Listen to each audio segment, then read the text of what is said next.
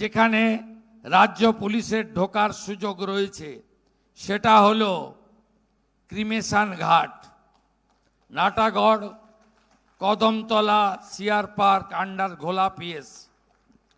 এখানে আমরা আশ্চর্য হয়ে যাবেন, সিরিয়াল 3-তে ছিল, 1 করেছে। ক্রিমিশন কস্ট দিতে হয়, ক্রিমিশন কস্ট বাড়ির লোক দেয়নি, সিগনেচার করতে হয় বাড়ির লোককে, any close relative, no signature. এখানে নির্মল ঘোষ, সোমনাথ দে, সঞ্জীব মুখার্জি,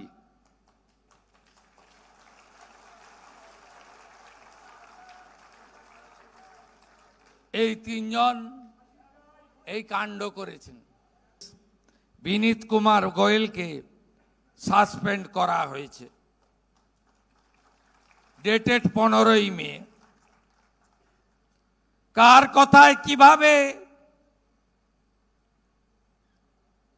আমাদের রত্না দেবীর নাম করে মিথ্যা প্রেস কনফারেন্স করার অভিযোগে আইপিএস ইন্দিরা মুখার্জিকে 15ই মে সাসপেন্ড করা হয়েছে। আমি পরিবারের সঙ্গে একাধিকবার মিট করেছি।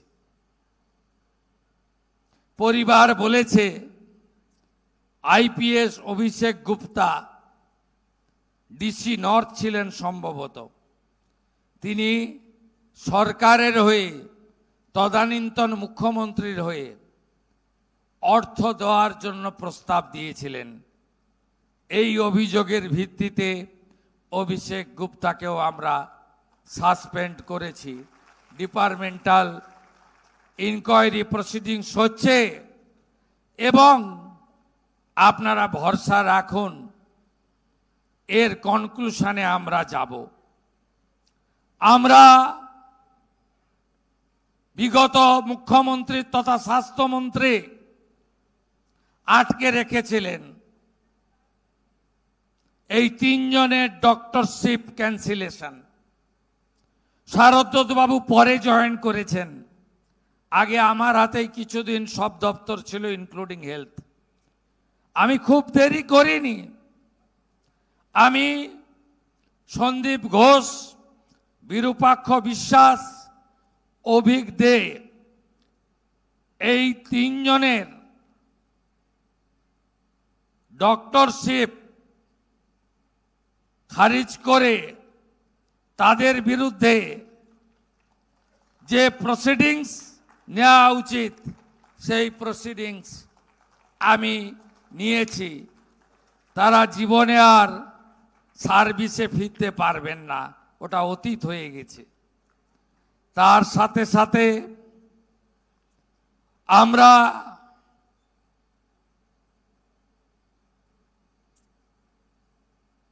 করাপশন আরজিকর কলেজ নিয়ে ইডি এবং সিবিআই যে তদন্ত করছিল, এদের বিরুদ্ধে চার্জশিট দেওয়ার জন্য, যেহেতু এরা রাজ্য সরকারের স্টাফ, নিয়মে আছে রাজ্য সরকারকে এনওসি দিতে হয়, সেই এনওসিও আমরা দিয়েছি সিবিআই ইডিকে, যাতে এদের বিরুদ্ধে চার্জশিট তারা দিতে পারেন, যেটা 1.5 বছর আগের মুখ্যমন্ত্রী আটকে রেখেছিলেন।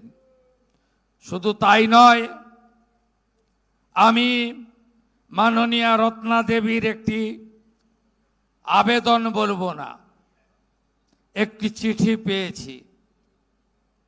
তিনি নতুন মুখ্যমন্ত্রীর কাছে পুনর্তদন্তের জন্য আমাকে একটা চিঠি দিয়েছেন।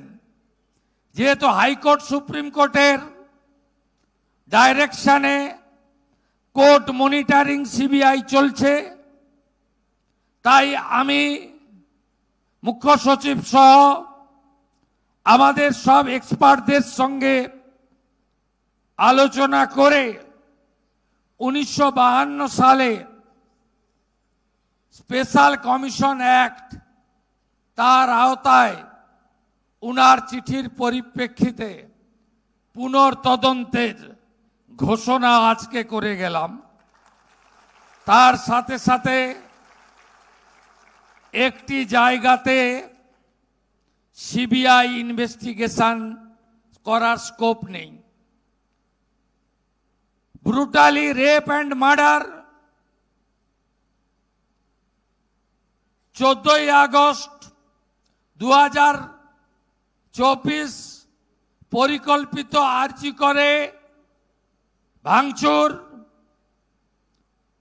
আর আরজি করে ফাইন্যান্সিয়াল করাপশন, এই তিনটি বিষয় সিবিআইকে কোর্ট দিয়ে রেখেছে। রাজ্য পুলিশের ঢোকার সুযোগ নেই। কিন্তু একটি জায়গা আমি খুঁজে পেয়েছি যেখানে রাজ্য পুলিশের ঢোকার সুযোগ রয়েছে, সেটা হলো ক্রিমেশন ঘাট, Natagarh, Kadamtala, CR park, under ঘোলা পিএস। এখানে আমরা আশ্চর্য হয়ে যাবেন, সিরিয়াল 3-তে ছিল, 1 করেছে। ক্রিমিশন কস্ট হয়, দিতে হয়। ক্রিমিশন কস্ট বাড়ির লোক দেয়নি, সিগনেচার করতে হয় বাড়ির লোককে। Any close relative, no signature.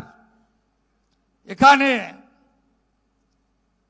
Nirmal Ghosh, Somnath they, Sanjeev Mukherjee,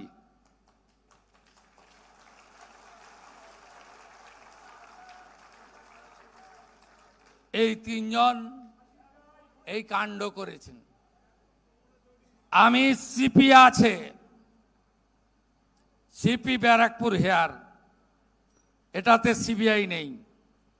please start new case and take appropriate action.